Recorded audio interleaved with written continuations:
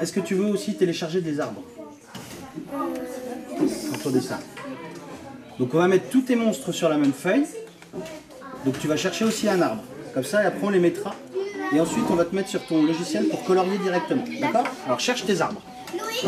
Alors Jérémy, est-ce que tu peux nous parler un petit peu de cet atelier? Oh bah c'était rigolo et on s'est bien amusé et c'était marrant à dessiner et tout ça.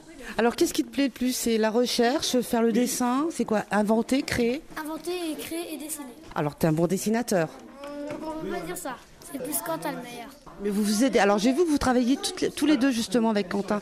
Comment est-ce que vous travaillez tous les deux?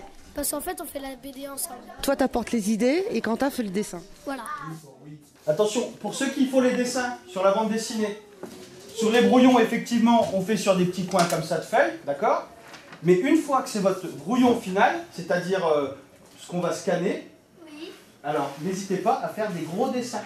Je pense que déjà on peut valoriser nos animateurs parce que c'est l'animateur qui a fait ce projet. Nous avons demandé à nos animateurs de faire des projets et de les conduire auprès des élèves. Donc voilà, leurs actions portent leurs fruits. Et aujourd'hui, effectivement, quand on voit des enfants sur les ordinateurs en train de faire des captures de photos, en train de faire des coloriages sur Paint, etc. et puis de construire leur histoire BD, c'est fabuleux, quoi. C'est fabuleux parce qu'effectivement, c'est une façon très ludique de leur faire toucher l'informatique.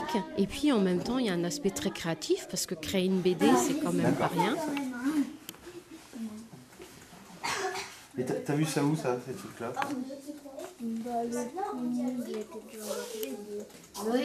C'est toi qui les as inventés?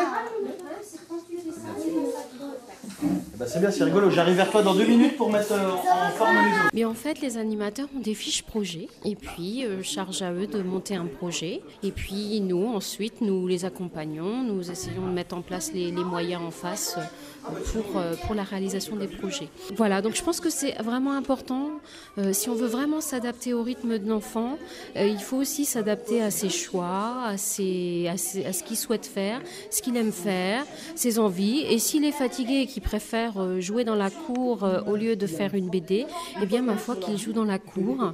Chacun son rythme, en fonction de son état de fatigue, en fonction de ce qu'ils aiment. Et voilà, je pense que c'est important. Et donc, ça permet, je pense, de démocratiser ces lieux de culture et de faire en sorte que les familles et les enfants se les approprient. Et ce n'est pas que pendant l'école, c'est aussi avec papa-maman, c'est aussi avec papi-mamie, avec tonton-tata, voilà. Ok, parfait. Alors, tu sais comment on enlève une clé sur l'ordinateur? C'est vrai que c'est un gros challenge de mettre en place ces nouveaux rythmes scolaires. Nous avons vraiment essayé de le faire en concertation avec les parents, avec les équipes pédagogiques, avec les associations, avec tous les intervenants autour de l'éducation. Aujourd'hui encore, nous avons fait un questionnaire auprès des parents d'élèves de satisfaction qui nous montre que les parents globalement sont vraiment satisfaits de la prestation, donc ça nous fait vraiment plaisir. Et puis moi, comme je dis, mon plus beau retour, c'est quand je croise les enfants à la sortie de l'école et qui me disent « Ouais, c'est super le brain gym, c'est super, j'ai fait tel truc, etc. » En tout cas, les enfants ont l'air enthousiastes et je sais que les parents souhaiteraient qu'il y ait un peu plus un programme, mais je pense qu'il est quand même important qu'on laisse l'enfant au cœur du système et qu'on laisse l'enfant choisir ses activités. Nous allons continuer de travailler comme ça. Là, nous travaillons en ce moment avec les animateurs pour voir quelles sont les pistes éventuellement d'amélioration pour l'année prochaine. Et puis, nous allons réunir le comité de pilotage du plan éducatif territorial pour, l'objectif sera de définir quelles sont les pistes d'amélioration pour l'année prochaine. Bravo aux animateurs parce que l'animation, c'est un métier difficile, c'est un métier exigeant et passionnant parce qu'il est auprès des enfants. Et puis, vraiment merci aux enfants qui ont aussi bien joué le jeu. Vous voyez ou pas avec la lumière? Et grâce au logiciel que vous allez faire, Paint, vous pouvez colorier vos dessins, ça va plus vite qu'avec des feutres. D'accord? Déa, t'as fait ça en combien de temps, Déa? 1 minute 20. Laurine, Alissa, Overine, Cynthia, Julie. Qu'est-ce qui te plaît là?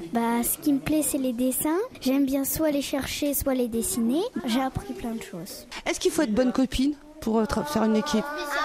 Pas spécialement. Pas spécialement, mais oui, voilà. On peut. C'est qu'on aime ça, il faut continuer.